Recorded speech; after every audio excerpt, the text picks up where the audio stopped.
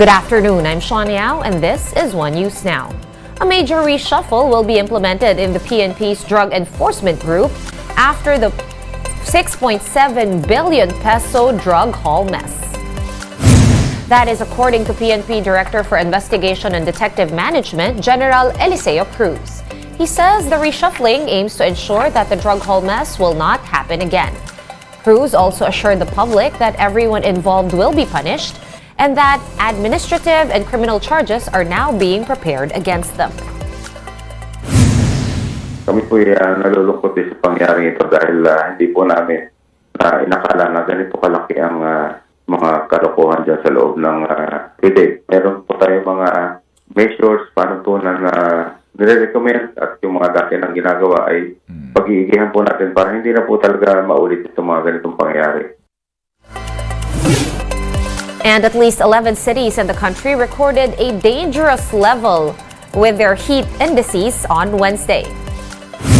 The highest heat index was observed in Apari, Cagayan and Dagupan, Pangasinan at 46 degrees Celsius.